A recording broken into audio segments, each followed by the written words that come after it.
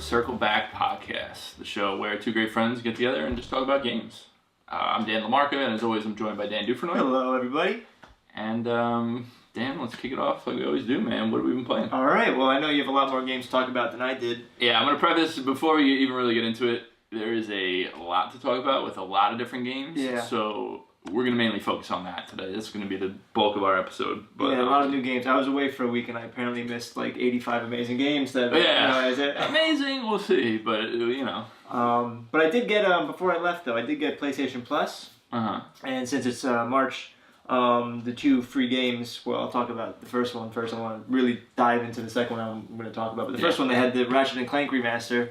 I know our producer and main tech man Shelby's a big Ratchet & Clank fan. You know, I like Ratchet & Clank as well. Probably not as much, but I got the remaster, which is remaster of the first game. Just came out, I think, 2016. I don't even know if you'll call it a remaster because it is such a different game. Yeah. But it's based on the first game. The first game, yeah. But, you know, it's just Ratchet & Clank. Right. PS4. And super fun. I really enjoyed it. I had a good time with it. It's got that, you know, it's a cartoony kid kind of game, but at the same time, like, I love those games. I mean, I'll play, you know, Sly Cooper or, you know, Mario's, like those sort of platformers, you know. A lot of times we talk about these like deep, brooding, like you know, philosophical, you know, adult games. But every now and then, just play like a game, you know, not much story-wise in this game. Yeah, it's super loose. It doesn't, you know, it's nothing too exciting. But there's a couple nice little twists and turns throughout it. But it's a fantastic game. It's a really good game. It is really well made. It's beautifully done. It looks beautiful. It plays beautiful. It's just a lot of fun. I really enjoyed it. Anybody that's a Ratchet & Clank fan, or anybody who likes those, you know, PlayStation or any sort of like games like a Crash Bandicoot or you know, Sly Cooper or anything like that. Yeah, if you like any sort of 3D platforming collectathon. It's like, a lot of fun. It really is. Fun. I really enjoyed it. And yeah, definitely one of my most enjoyable platinum trophies. It's just like just to go through, collect everything, find all the little secrets, get all the weapons. It's that's all it is. It's just fun, and sometimes that's all you need, really. You know, that's it, man. So that's why they were invented in the first place. That's exactly. Amen, brother. So that's one game. You have a lot more, so I'm gonna let you. Yeah, I'll jump in quick. Take the reins. A game I've been talking about for a long time, Burnout Paradise Remastered, finally came out, and it is fucking fantastic. Man. It is just such a good game. It is. The best way to describe it is just like a joyous game. Like it is just, you are in that game to have fun and nothing else. Like you're driving around super fast, you're hitting ramps, smashing through billboards, like you're just having a crazy good time the entire time. Kept the same soundtrack, which is incredible. You know, I such classic memories of like, Paradise City by Guns N' Roses and Avril Lavigne's Girlfriend. Like there's very specific songs that you're like, holy shit, I remember this, you know what I mean? And then when it gets down to the bottom of the playlist, it has like classical like Bach and like stuff like that. That's really funny to be like flying through the air and like they're playing like but it's So better than you remember it? It really like is. A remaster, like well done? It holds up so well. Like there are a couple things that any game that came out 10 years ago is gonna have a couple of things that you're like, wow, we really, you know, advanced a little bit since then. You know, there's no fast travel. There's no like way to drop pins on the map. You know, so it's a good and a bad thing because I like having to drive everywhere because you discover little things. You know, this is very similar to Ratchet & Clank actually. It's like half the fun is driving through the open world and finding all the collectible, like smashing through all the gates, smashing through the billboards, finding all the super jumps. Like that's a large majority of why this game is great. But at a certain point, it's like, hey, I want to get to that race, and it's all the way across the other side of the city. You know, I should be able to just do the race. So you know, small little things there, here and there, but the way it feels, the speed, the way your car feels when you jump, like it's totally unrivaled. Yeah, that's awesome. And I'm not a huge racing game guy, but there's something about this game that like even if you're not into those type of games, it is just really fucking That's good. awesome. When did the first one come out? Like the original, I should say. It was 10 years ago. It was 2008. Wow. Yeah. So, you know, I've talked a lot about how great I think that game is. No, I know, and you're super excited for this remaster. And it's so good. Like, it really is so good. It's funny how well that game still plays. That's awesome. You know? Like, I expected it to because I knew what a great game it was, but, you know, it's a Burnout game. It's not like it's, you know, anything crazy, but it just feels so good, and it retains all the excellent stuff that I've talked about a little bit before with the online stuff where you can do like the challenges. You can basically there's modes in this game, and these were in the original too, where you can go in with a group of friends, like a party, and you're driving around the city together, totally separate from each other, and you can just do hijinks, you can do different things, races, whatever, and you can also do like these little challenges. I think they're called free burn challenges, and it basically will say, do 10 barrel rolls as a team. So you're all like driving around trying to find spots to do barrel rolls, separate from each other. So it's a really cool like cooperative thing that just still hasn't been done to this day the way it has in this game. So that's awesome. I can't say enough good things about this game. I think, and honestly, everyone should fucking play this game. It's just really fun, and it's super easy to understand and get behind. What's so funny is, I'm sorry, I'm not cutting you off. No, you're not. What's so funny is, I remember we did an episode not too long ago. We were talking about the new games coming out this year, and how we were like, oh, it was like it's gonna be a year of remasters and sequels and stuff, and how we did an episode on remasters. Like, but already, and then it's all the March. remasters. The remasters have been amazing. Yeah. We got Shadow of the Colossus and Burnout Paradise, which apparently Yeah, seriously. They watched our podcast. They listened to our podcast and watched our video, and they said, we got to do it for Dan and Dan. We got to prove them wrong. Happened. That's what it was. Look at the views. I know. It's been there. Our 2 views. That's no, but the thing about it is, even then when we were talking about it, it's like, if it's done right. Yeah, it's awesome. It's great. Crash Bandicoot. Yeah. They just announced, THQ Nordic just announced that they're putting out Red Faction Guerrilla Remastered. Oh, no kidding. And that game is fucking awesome, and it's like you can't play it anywhere anymore. So it's like, and Mark of the Ninja is being remastered. Really? Like, if you're gonna just bring the great games and they are stuck on an old console, it makes sense. There's nothing wrong with it. It makes sense. What does suck is if you bring out a game that came out 3 years ago on the same console, and you're saying, hey, look at this, it's remastered, but we don't need to dive into that too much because I have a lot to talk about in these next few games. Yes, okay. So, out of the 3 new games that came out in the same week, one of them, actually, I think Sea of Thieves came out the week before. Sea of Thieves was like the 20th, I think, right? And then Ni no Kuni and Way Out were the same day, 23rd. Yeah. So, 2 of them I'm mixed on.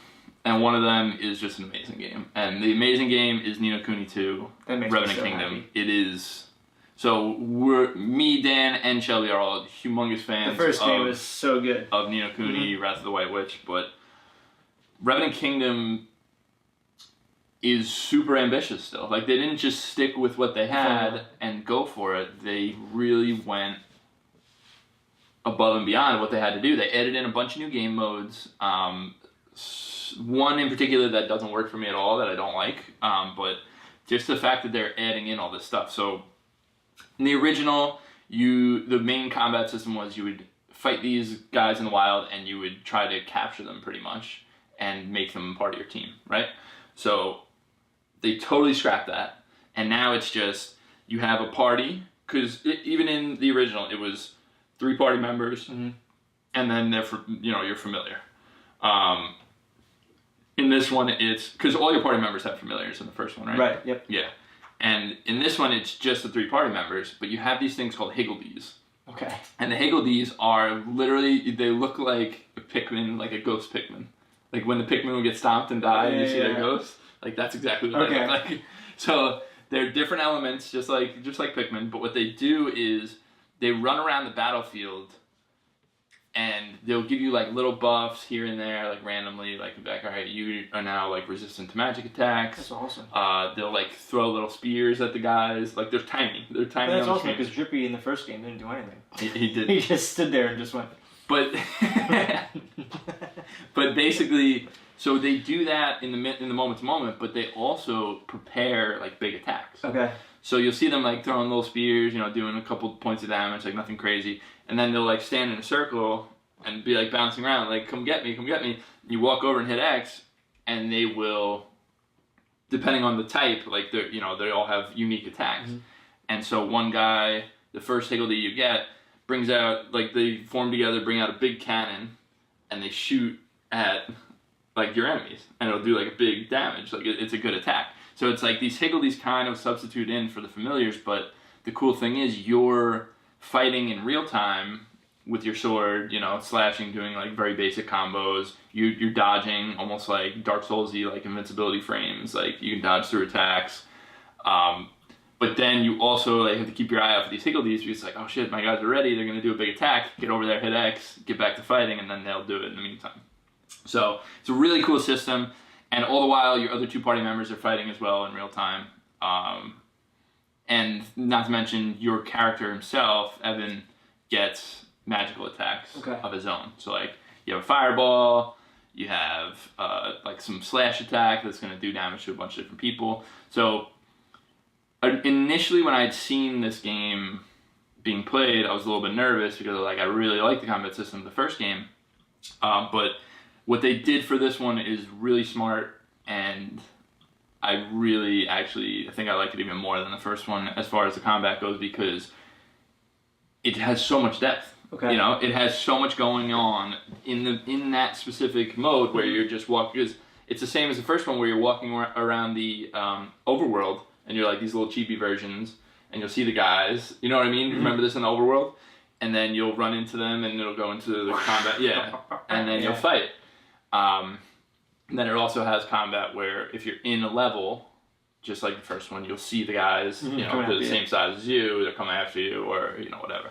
So that's the main form of gameplay. Like, that's the main game. But they also have a kingdom building game type where, without spoiling the game, you're trying to build up a kingdom. It's called Revenant Kingdom. So I'm not really spoiling anything with that, but you're this young king who's trying to bring his kingdom up, right?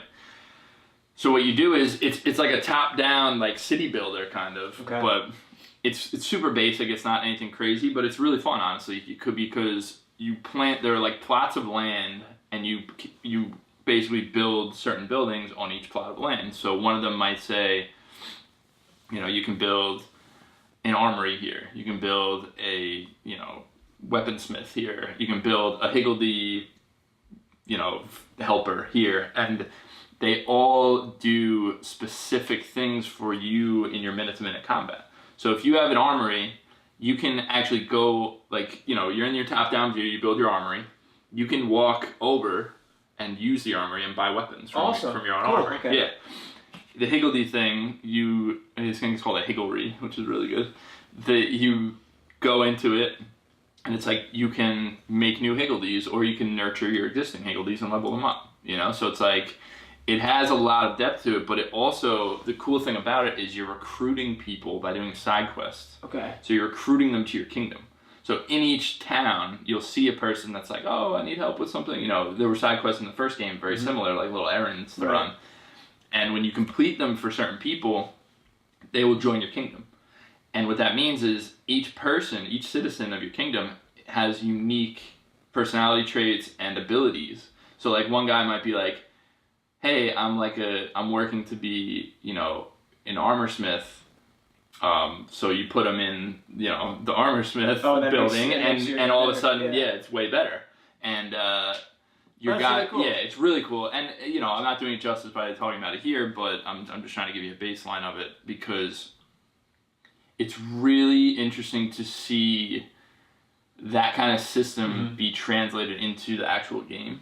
You know what I mean? Like being that, because where I am right now, I have like 25 buildings or something, and there's a bunch of different stuff. Like some buildings are just there to mine resources for you. I have a mine that slowly grabs different ores and sends them to you and stuff. Cool. So it's like there's a lot to it, and I actually really enjoy the city building a lot. And like I said, it's simple, but it's interesting, and I like the unique citizens and how that's they cool work. Because I remember in the first game, right? It's like when you help citizens, you get the stamps. That's in and that's like it. I know it pays off, but at the same time, it's a cool. It's a cool. No, it makes it a little more unique. It makes it more unique, and it adds some interesting flair into it because all of these citizens you meet in the world, and they all are like totally different. Cool, yeah. So it's like just like hi. Yeah, exactly. They're not just like faces. Like that, yeah. So it's really cool to see that, cool. And it's done really well. They also have a similar thing to the original. In this, they're called Tainted Monsters, where you'll just see like big monsters out in the overworld, and they're surrounded by this like aura, and you can walk up and fight them. They're like boss monsters, and you get bounty for taking them down. I think there was a similar thing in the first one. Yeah. That's cool, fun to do, and then the other game mode that I actually am not a huge fan of, and this is all incorporated into the one like single player game. It's not like you're choosing the game modes from the thing. It's just like, hey, now in this part of the story you're going to be doing some kingdom building. Hey, now in this part of the story. So the last one is called Skirmishes, and Skirmish is basically a top-down, almost like RTS style game mode, but it's super simplified. All that you do is, so you're in the center, right? Okay. And you have 4 groups of soldiers around you, and they have different weapon types. So this group might be swords, this group might be hammers, this might be guns, this might be bows, right? So I was looking on your hand like they were like gonna pop up on your hand. But so all that you do is hit R1 and L1 to turn them, because each enemy type you're fighting is weak. Like it's like a rock, paper, scissors thing. Hammers are strong against swords, but swords are strong against bows, and bows are strong against hammers. You know what I mean? That kind of thing. So you're spinning these guys in front of you to have them face the right type. And it just feels kind of like, I don't know, it feels kind of loosey-goosey, like there's no real tactics to it. It's like you're just running into them and like hoping your guys attack properly. You know what I mean? It really doesn't do it for me. I maybe as you get further you find something out that makes it better, but that's the one thing in this game that I'm like, I don't know. Okay. Like, but who knows? I'm about 20 hours in right now, and do you know if you like it more than the first one, or so, is that tough? Yeah, it's tough to say until I see it through, but I really, really like this game a lot. It's very good. Like I said, the combat system has some nuance to it. Even what I didn't mention before is you have 3 weapons at a time, and you cycle between them by hitting L2. Okay. And basically they build up like a super meter as you're fighting, and then you can do one of your special attacks to unleash that. So it'll literally be a percentage. It starts at 0%. As you fight, it'll be like 10%, 20%, 13%. Like it goes up. When it's at 100, you can do your super meter. Okay. So what you're doing is you're unleashing your super meter with the weapon that's full, then switching to the other weapon and fighting and building it up, and then unleashing your super meter and then switching to your third weapon. So it has a lot going for it that makes it, because a lot of these games that are a lot about square, triangle, square, right? I get bored with the combat. But with the higgledies and your party and your magic spells and the different sword switching, it's like there's a lot going on and a lot to enjoy. That's awesome, dude. Yeah. Not to mention, the story has been really, really fun. Okay, yeah. Yeah, it's character's cool. Everybody's. I'm gonna spoil the first 10 minutes of the game because it's the first 10 minutes. If you really don't want to hear it, then skip ahead 2 minutes or something, because it's not going to be long, but it's really fucking weird, and I want to tell you about it. So it starts with, Ni no Kuni literally means like another world or something, and the first game was there's 2 worlds, and Oliver goes into it, whatever. In this one, in the very beginning, you're in like a modern day looking United States, driving. The camera zooms in on like a black car, and there's like they're saying, "Oh, Mr. President," like the president's in the backseat of this car. And he's like, like going about his business, and he looks up, and he's like, huh? And he looks up, and there's a missile like shooting through the sky towards the city that looks like New York City, and it's like shooting through the sky, and he's looking, and explodes, and blows up the city, and his car goes flying, and he's like all banged up, and he's laying there, and all of a sudden this like bright light comes, and he's all of a sudden modern day president in a suit, transported into this other world, next to this 13-year-old king with cat ears that you're like, what the hell is this? So he's freaked out or whatever, and of course they're in the middle of a coup. This little prince or whatever, doesn't know really what's going on. And the weirdest thing is you walk out and he sees these two guards that are like going after the young king, and the president just takes out a pistol and shoots them all, shoots the guards while they're coming in with like swords and shields. It was so weird, but it's like insane. I'm like, what the hell is going on? But yeah, it has a lot of interesting things going like that. I mean, that's kind of just the opener, and then he kind of assimilates in, and he's like, hey, you know, I'm from this other world, so I have some good insights for you. He ends up being a really good guy. It's not like, you know, whatever. But yeah, it was really, really weird, and I will say some of the boss fights in this game are really epic, and I love them. Yeah. Really, really good. There's not much bad I could say about it other than the skirmishes. Because I know everybody who's a big Studio Ghibli fan, yes. you know, who loves Totoro or Spirited Away or Castle in the Sky, they were all like, you know, oh no, like they're not a part of it anymore, so we don't have those cutscenes. Does it take away from the game at all? So you know? it doesn't. It would take away from the game if this game wasn't so beautiful in its own right. Okay. Because all the cutscenes are in-engine cutscenes. Like right, they're not. And there's they didn't try to. Too. They didn't have that, as many. Yes. You know. And let's be honest, when it did cut to those Ghibli style cutscenes, it was fucking awesome. Yeah, in the first one, it was great, and they're beautiful. But this game is so nice looking, and everything looks so good that when they cut into the cutscenes, it feels more of a natural flow rather than in the other one where it was like, oh, now we're back to the normal graphics. Okay. And they still look good in the other one too. I'm not saying they didn't, but I don't mind it at all the way they did it. And yeah, like I said, it does look just really beautiful. Oh man, I can't believe I missed it. It's an incredible game. Missed it. You're gonna play it. Oh yeah, now I'm back. Now I get it. The first thing I do. No, it really is an incredible game. I really can't say anything bad about it except for the skirmishes. Okay. And most of them are totally optional. Yeah. You know, there's a couple that they require you to do to advance the story, and that gets frustrating for me. But yeah, everything otherwise has just been really, really fun. That's awesome. You know, even the first game, which I know everybody in this room loves severely. You know, like even that you know, there's moments in that game too where it's just like, ugh, you know, every game has that, but. And the last thing I'll leave out on this game in particular is it's much more poignant politically than I expected. Really?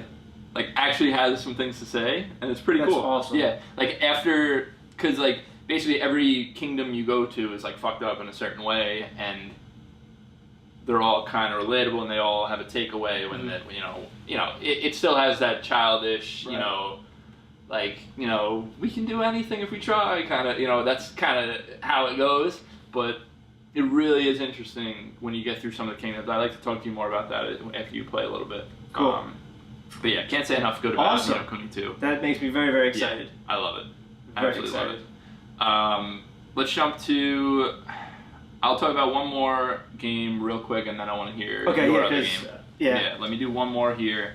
I want to talk about A Way Out. Please do, because that's a game that I was interested in getting. I want to know. Yeah, so I've been playing A Way Out with my friend Ozzy online. Really cool thing about this game, real quick before we even get into it, it's co-op only. You knew that. Well, right. But is it only online, or is it... You can do couch co-op right next to each other, or you can do it online. And if you do it online, only one person needs to own the game.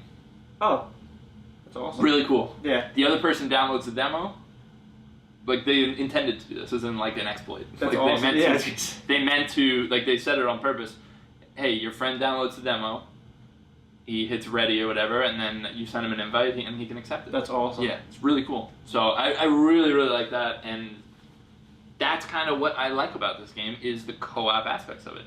Because, baseline, if you've never seen anything about this game, it's these two guys who are in prison, they get together to try to break out. That's the totally basic beginning, you know, whatever part of this game is break out of prison with this other dude, right? So one person plays as the one guy, the other plays as the other guy. It's always split screen, so you can see both players and what they're doing on your screen.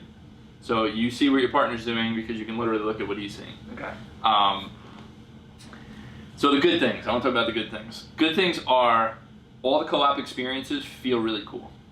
They do interesting things with...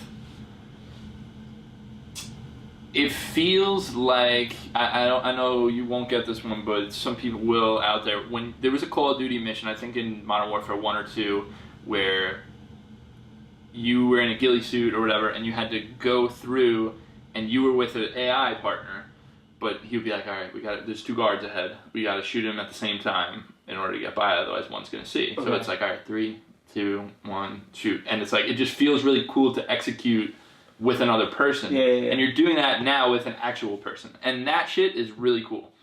Like there was, we got to break down this door to escape, but the guards are close by. We can't have them hear it, so we're going to time it to the lightning crash, the thunder crash.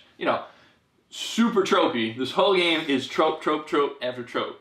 And I don't want to get into the bad yet, but the good is that kind of shit is really fun to do. Mm. And not all the mini games in it work. Not all the co-op experiences are fun to do, but they're interesting as a co-op experience, at the very least. So like, everything this game's trying to do as a co-op game, I really like and admire, and I can see where they're really going for it. The things that I do not like about this game is it is some of the absolute worst writing and absolute worst acting I have ever seen in a game. Wow. And I'm not exaggerating. It is terrible. Really? Terrible. We made a joke a month ago or so, maybe even more, about Joseph Fares, the game director, and how he's like Tommy Wiseau. And it's never been more true because the dude, like this game at times is like I'm laughing at them when it's trying to be serious because it is like The Room in that it's really not trying to be funny, but it's really terrible and it's hilarious and it's not what I expected. I didn't expect it. The way I can describe the acting is I feel like so it's trying to be an American break out of prison story, right?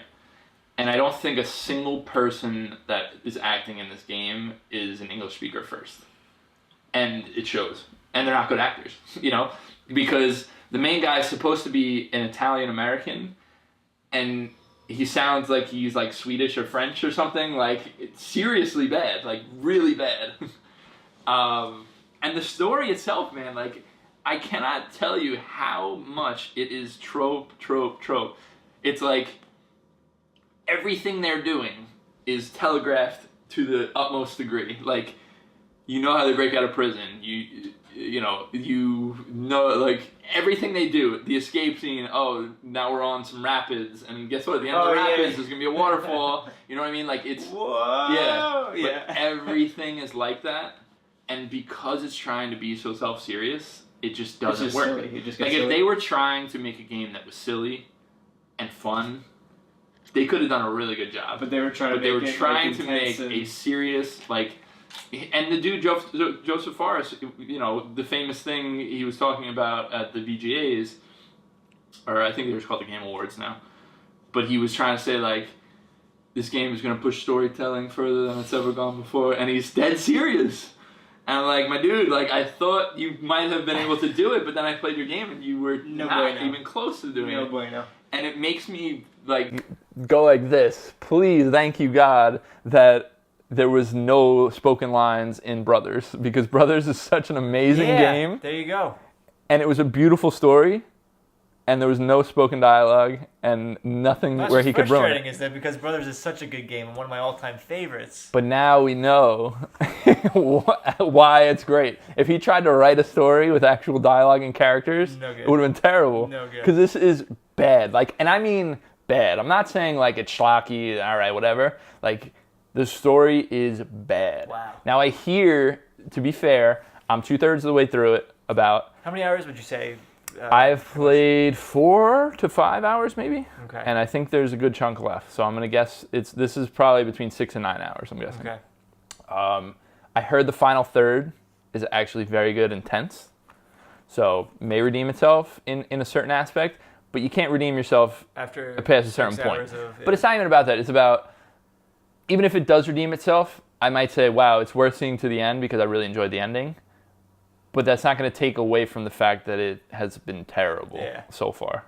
And I mean terrible. So it's not even like, Symphony of the Night, we all make fun of, the Die Monster. But like, it's like... So not only... that was... What year? 97. Yeah. It's inexcusable today. Yeah. It's inexcusable. Yeah. And it's that kind of shit. Yeah. Where I'm like the line deliveries are so bad, and they when it tries to get emotional, it just fails terribly.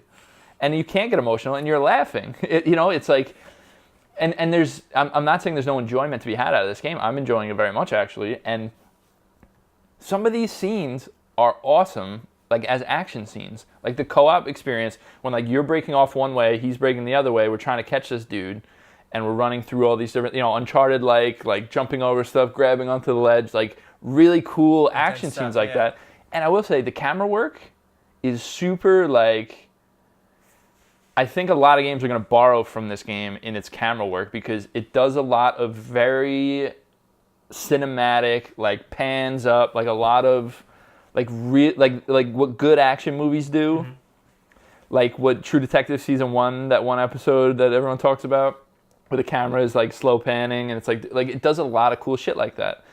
And some of the scenarios it puts you in are really interesting, and they have different outcomes based on what you do, and they're really fucking cool. Like there's one where you're robbing this convenience store or gas station or something, and before you do it, you have the option to like you walk up to a customer there and be like, hey, I think you should get out of here. Like, and you can convince them to leave to avoid either hurting them or them calling the cops or anything. We ripped out the telephone line from the wall before we did anything, because like we don't want someone to call the cops. Like there's cool shit. That's cool little like thing. And like what happens with the story of change if you didn't do that stuff? That's cool. But that's cool. And that's what I'm saying, why this game is like, it's one of the most, it's probably the most torn I have been on a game in a really long time, because the good stuff in it really good. Could be so good. Like if Naughty Dog took their framework, like their framework in the game of the different choices you can make and the different areas and the cool scenes, and actually wrote something around it, it's like, this game could be really fucking good. Like, really good. But they are just terrible writers and even worse actors, and I'm not exaggerating. It's very bad. Show me some video. I will have to show you some video. But I mean, my question is it worth it? Is it? So luckily it's $30. Okay. It's not $60. I would have to see the ending, which is what people say is the best part. Yeah. So maybe next week we'll talk a little bit more about it. And once your full opinions, if it's worth it, Yeah. So far, I mean, like I said, I'm having fun, and there are certain things that I really enjoy. But there was like this scene where you're playing basketball with this kid, and for some reason it actually lets you play basketball, but they didn't design a basketball game. So like you're trying to pass and he's like throwing it this way, and you're shooting and the animation's like ridiculous. He's like jumping like this, and it's like, what the hell are you guys doing over there? You know what I mean? Like it's just so... Yeah. It's like the dude wanted it to be something that it just isn't at all. Oh. And Brothers is so good. Brothers is a masterpiece, I'd say. It's a great game, but I don't know. Very, very strange game, and the things it does right, it does really right. So we'll see how it ends. Oh but man! All right, well, please keep me posted. I know Ni no Kuni's definitely being bought this weekend. That's a must. That's a must buy. But A Way Out, You're usually like my meter. Like when a new game comes out, and like if I get your reaction, I'm just like, oh, if Dan doesn't like it, I'm definitely not gonna like, Yeah, the game is, I don't know, man. I'm telling you, like. Does anybody talk like Tommy Wiseau though? Does anybody have like Not really. Danny, don't complain too much. No. Come out right. The main dude, Leo, that's supposed to be Italian, has a little bit of that, because you could tell he's like from some European country that's not Italy. Yeah. But I don't know. See that, but that also entices me to play it, because I feel like that would be like exciting and just like. Yeah. All right, you gotta keep me posted, brother. I'll let you know about the end. But yeah, I know you've been playing a game that I care about very much. Man. And I want to hear what you've been thinking. I have so much to say about this. So because of PlayStation Plus, 2 games you get for free. It was Ratchet & Clank and then Blood-Borne. Holy moly. So for those of you that don't know, I'm sure you do. Obviously you do. It's in the line of the Souls game. There's Demon Souls and there's Dark Souls 1 through 3 and Blood-Borne, and it was Miyazaki, I forget his first name. I don't know his first name. But he designed all those games. Where it's got RPG elements, you go along levels, you progress, you learn about certain stages. Every enemy is placed in a certain, specific location with a specific, skill set, and you just kind of got to learn how to counter them and fight them and progress. And it's more of like a learning game than anything. I might not be describing it. Yeah, well, the best way to describe it is that the game design is so impeccable in teaching you things without saying a word. That's why these games are unique, right?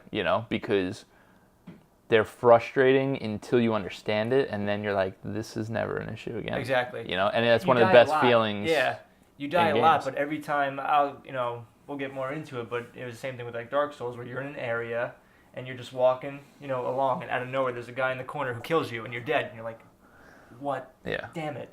But then you do it again, and now there's a guy there, you're going to wait a little. It's just all about getting through from the beginning of a level to the end of a level and just sort of dying a lot. But by dying, you learn people's... You're learning about the enemies and about the level itself. Exactly. Yeah. So Blood-Borne came out 2015, I think. It's when it came out, and I didn't get into it. I probably don't even know if I played Dark Souls yet when it came out. I forget when probably we around started that time, chatting about it was probably games in that area. But so I love Dark Souls so much, but I never beat Dark Souls, and I never had the hankering. Once I finished, playing, and then things happen, whether it was life or other video games. I just never had the hankering to go back to Dark Souls. As much as I loved it, I loved that fantasy setting.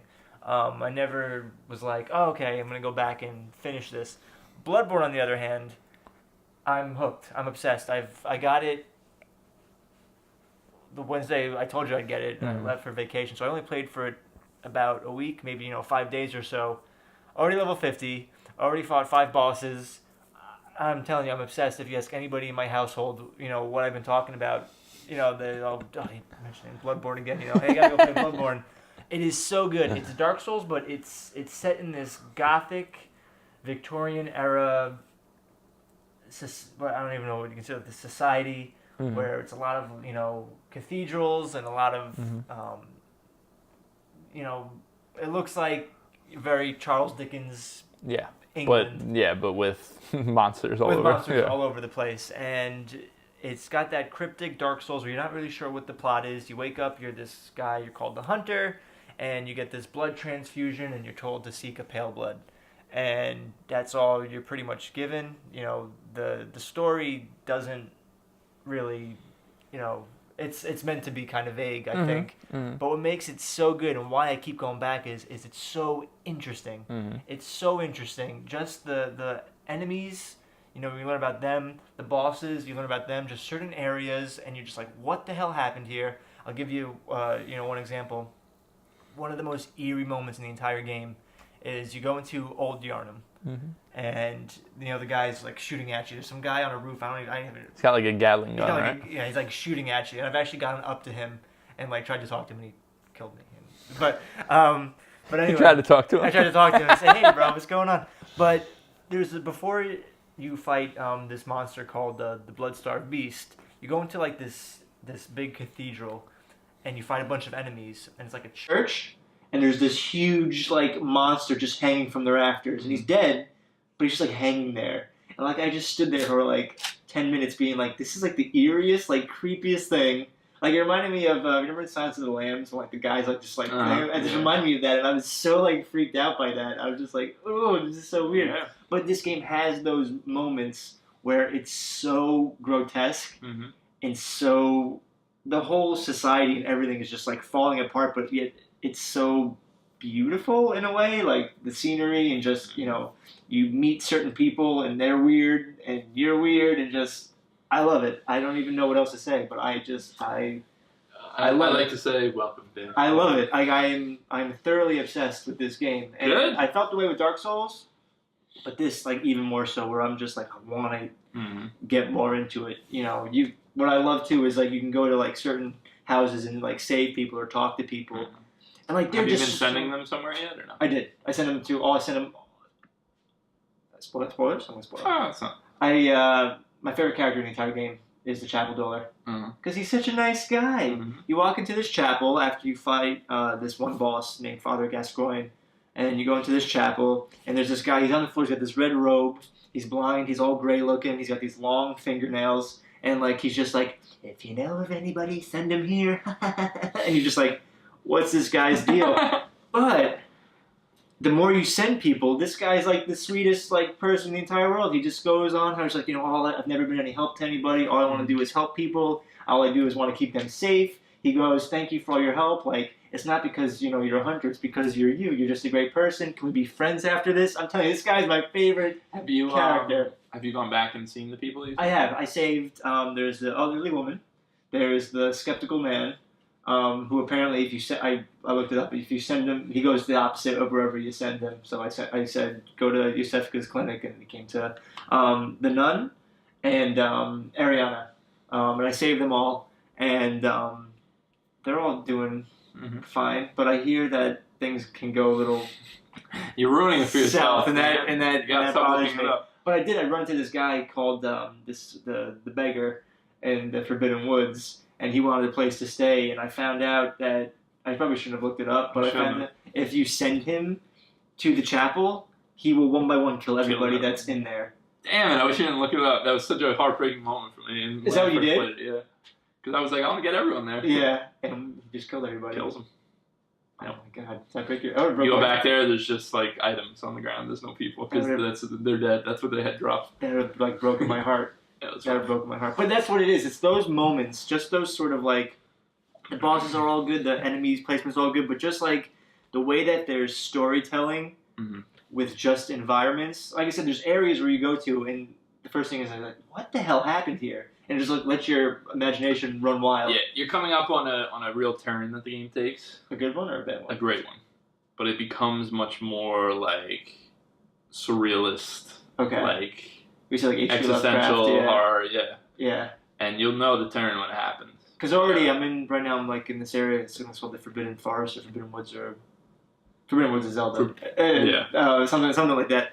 But and already there's like these enemies that you come across and you get close to them and they go like, and then like their head pops off and like these like snakes like come out, and the first thing I thought was like Cthulhu and like stuff like that. So I think go some places, man. Go some places. Even just what I've played already, just like that sort of like, I love the environment, the enemies, just everything, and just even the people you come across, and how they look at you and they'll say like, you're just as bad as everyone else, kind of things, and you're like, oh wait, what's you don't know what's going on, and that's probably the scariest thing. And there's just the night of the hunt where you go to houses and you'll just hear people inside the houses being like, help me, and you can't help them, and you're just like, it's so like eerie and like creepy in the best of ways. So I love it. I love it. I love it.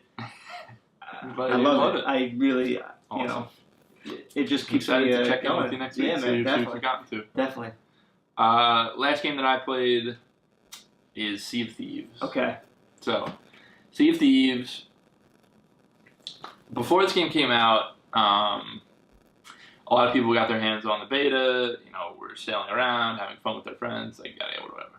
So, I have the Xbox Game Pass, so I get all of Microsoft's first-party games are always on that. So this is a first-party Microsoft game, so I was able to download it. And you get it for free? That's awesome. Yeah, I mean, you pay $10 a month for the Game Pass. Still. But it's free. So I'm going to start by telling you a story that happened in this game. Oh, okay? Or you're telling me like a story from your A tale. I'm going to tell you a tale. Exciting tales. So I was playing with my sister, and we're sailing around, we're doing the quest, we have to get these chickens, off this island, put them in these cages, bring them back to the merchant, right? We get the chickens, put them on the boat, sailing around, and we're like, on our way back to the merchant, let's stop at this island, that looks interesting. We stop off, there's some skeletons to fight, we're fighting skeletons, all of a sudden we see two other people that didn't look like skeletons running up. As they get closer, you see they have names above their heads, they're other people in the world. And they immediately kill us when we were just trying to, we were like, hey, we're like waving, and they kill us. Then they jump on our boat, they take our chickens, and they sink our boat. And so now we're on this island with no boat. no chickens, and we don't know what to do. So eventually, if you die, when you die in this game, you go into this, I think it's called like I forget what it's called. It's like the Ship of the Undead or something. And your Ferry of Lost Souls, it's called. But you're basically on this ship with a bunch of ghosts, and there's like a time period that you have to wait, and you walk through the door and you're back on your ship. Okay. So if you do that and you're dead while your boat is sunk, it'll just transport you to a random island in the world with your boat. Brand new boat. And so we did that. We died. Ship was sunk. We go to this other island. We're like, damn, we don't have our chickens. It sucks. Whatever. We're like, oh, well, we got to go back. So we did another quest while we were out. And then we went back to the island. And as we pull up, we see another boat. And we're like, oh, man, there's another boat here. And we're like, oh, should we try to see if they have any stuff we could take? We're pirates. We're trying to steal.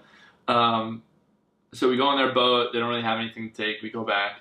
And we see two guys in town just like walking around, hopping around, jolly. And it's the two dudes that took our chickens. They happen to be on the same island. And so they don't recognize us. So they're like waving like, hey. And we just blow the shit out of them and sink their boat. And we're like, yeah, we got them back. So excited. That's cool. That's an example of why this game would be cool. But it's not. Because that's a rare occurrence in a game that, and it's not that it's a rare occurrence, it's that is a slight variation on a few things that you can do, right? So the mission structure is there are 3 different quest givers, and they all give you they all have 3 different missions to give you, right? But they're all the same, literally the same mission, where it'll say, hey, you have to go to this island and kill this dead pirate. You have to go, that's what this merchant will let you do. This quest giver will say, hey, go to this island, get me chickens. Go to this island, get me pigs. Go to this island, get me snakes. Whatever. That's what that quest giver will do. Other one says, hey, there's buried treasure on this island. Here are some clues. You have to solve the clues to get it. Hey, here's buried treasure at the other island. So there's 3 different mission types in the entire game. And they're cool in their own right. The merchant missions are not cool. Go to an island to get me chickens, not fun, really. The thing where you have to find buried treasure, pretty cool. You have to look at the thing, match the island up to the map. All right, it's on this island. When you get there, there's an X marks the spot. Now, cool. But you keep doing it over and over again. There's not nearly enough variation in this game, and the cool interactions you can have with other people out on the sea are interesting and cool, but again, they don't give you many options. Your options are wave hello and go about your business, or kill them and take their stuff. That's it. There aren't many options. The other thing that sucks about it is my first thought when I was playing a solo game at first, and I found another solo guy, and I killed him and took his ship. I was like, oh, cool. Like, now I have this ship. I'll run 2 ships. I'll bring this one back. And it's like, but the guy keeps respawning on his ship. So you can't commandeer his ship because he keeps coming back. So there is no system built in order to steal someone's ship. You can just take the stuff off the ship, bring them to your ship, and get going. But you can sink ships? You can sink them, and then they respawn somewhere in the world. With the ship? Yes. The ship will respawn somewhere in the world. It's just... That's the thing, so there's no... The best way to, like, pare this down into what I'm trying to say is it's a world that is fun to explore for a time, and then you realize there's nothing there. There is nothing there. And the things that I'll say about this game that are incredible is one of the best looking, prettiest games I've ever played. Okay. The water tech, whatever they're doing with the sea, is incredible. It looks like rolling waves. When the waves get high, it looks, even though it's cartoonish, it feels like the way water should be acting. I've never seen a game with this kind of water. It's amazing. And the actual act of steering your ship and working as a team, you know, hey, I'm going to steer, go down, turn the sail so that we catch the wind. All right, drop the anchor quick. We're about to hit the thing. Pull up, you know, twist this thing, pull the anchor. Hey, go on the top, look out, you know, make sure there's nobody else around. Okay.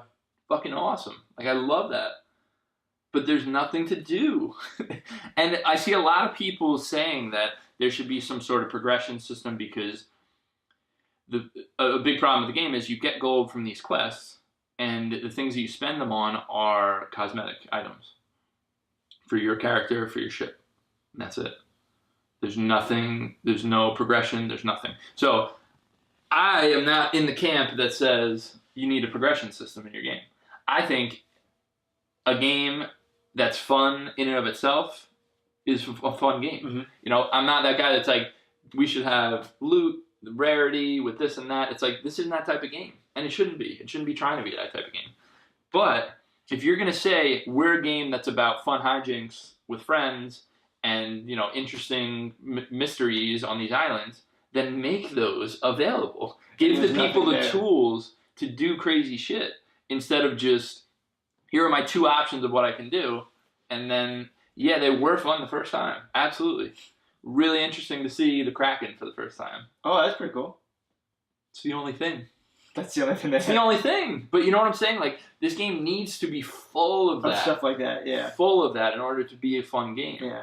Full of different things you can do on different people's ships. Kinda, like, why wouldn't you be able to take over a person's ship and tie them up? Yeah, okay. Yeah.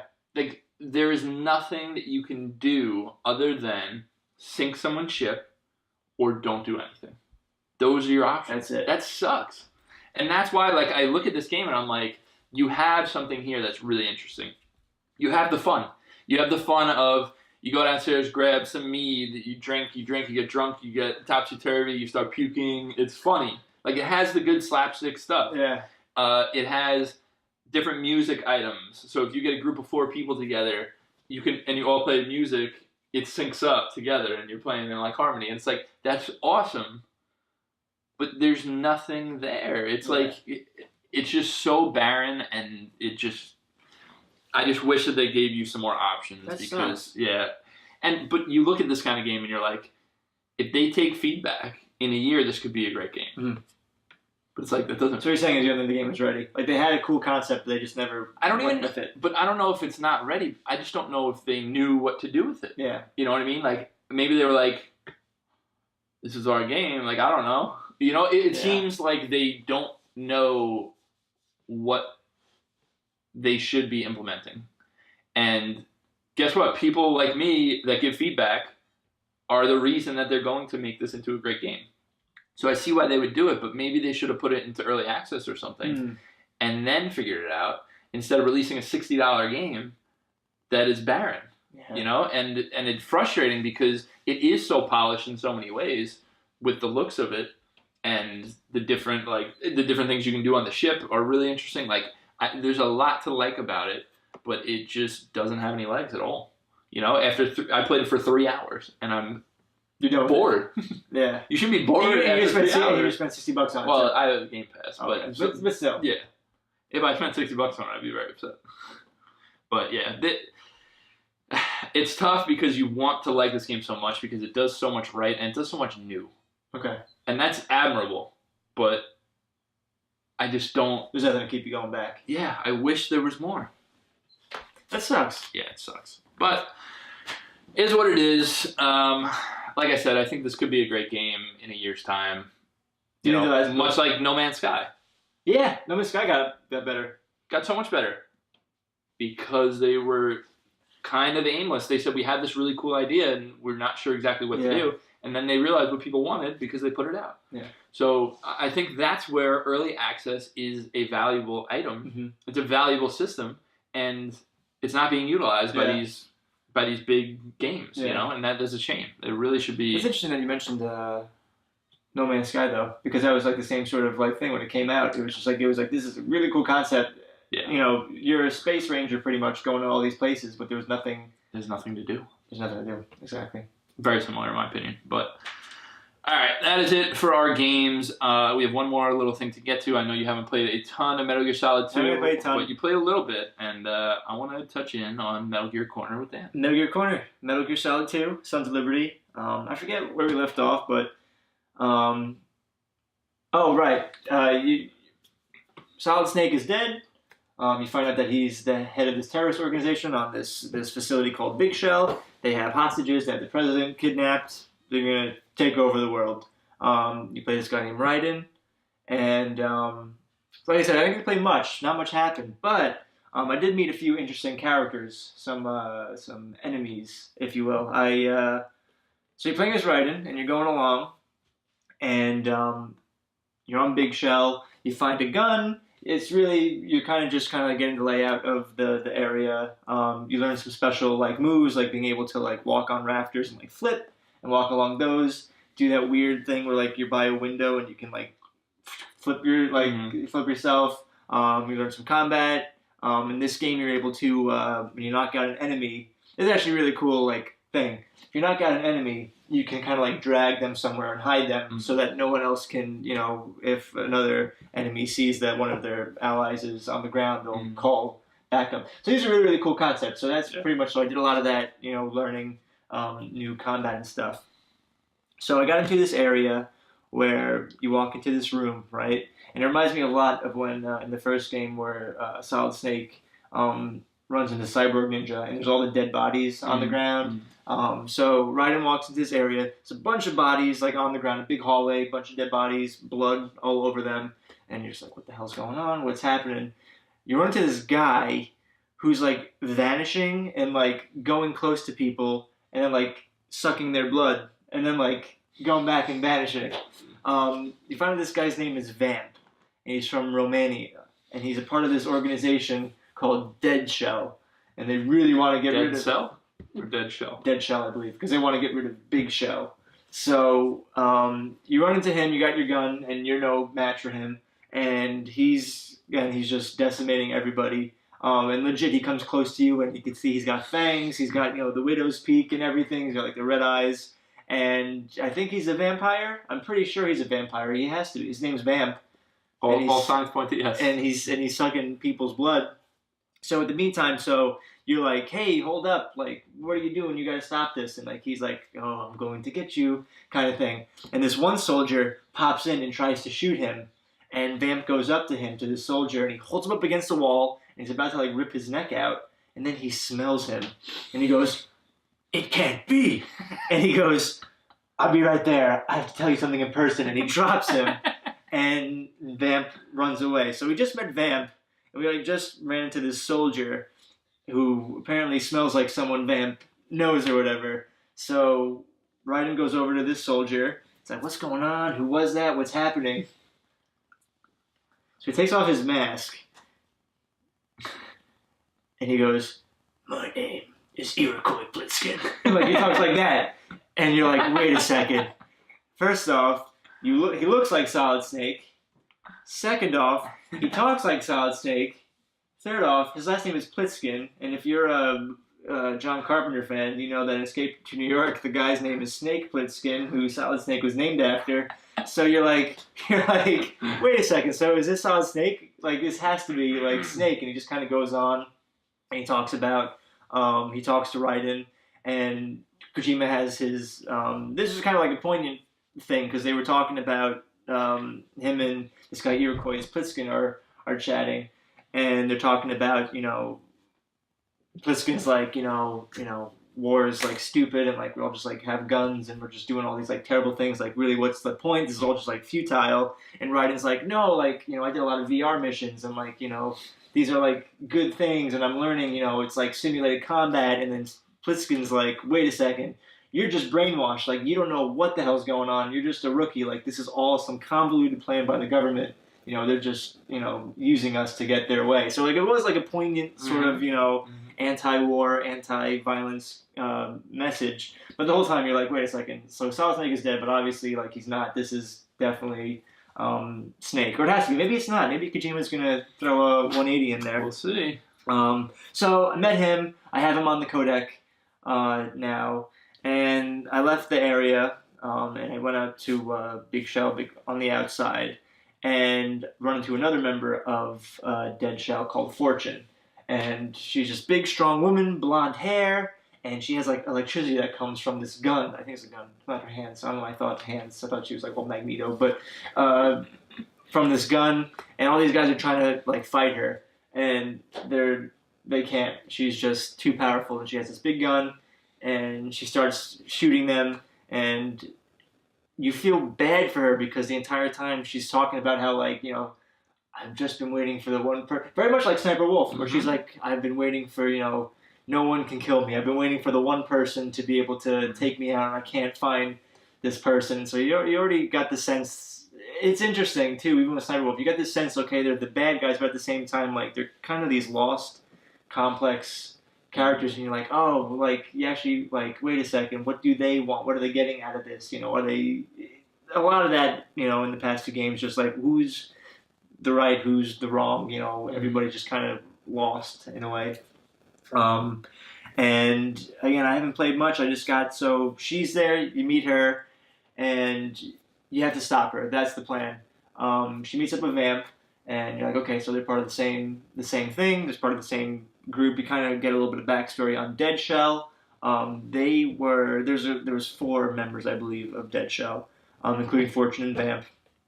And they were used as, like, super soldiers by the government, so the government can get whatever they wanted, kind of like how they use Solid Snake and Big Boss and stuff like that. And you find out how, you know, they realized that they were being used and kind of went on their own and left and became their own organization. And I kind of have a hunch that's foreshadowing Raiden, because of the conversation he had with Pliskin, where he was like, you know, with all that VR, that's all like mind control, like you're just being used. And it's like, no, I'm not. Like, I have free will. I know what I'm doing. I think there's like a little bit of like an overlap where it's about, you know, interesting thought, people not, you know, questioning authority or, you know, conforming to whatever, you know, someone tells them is right. So I think that's in there. Maybe I'm just looking way too much into it.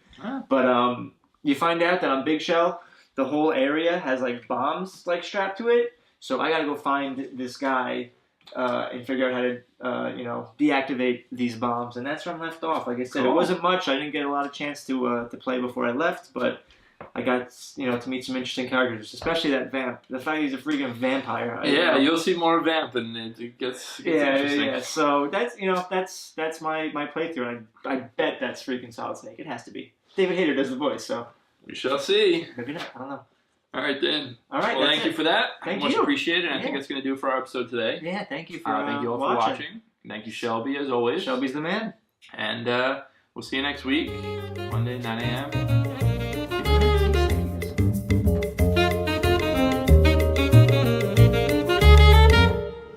What's up, guys? It's Dan from Circle Back. I'm just here to let you know you can find everything that we do at circlebackgaming.com. If you just want the podcast, we're on iTunes. If you just want the video, we're on YouTube. So catch us either place. Thanks. Perfect.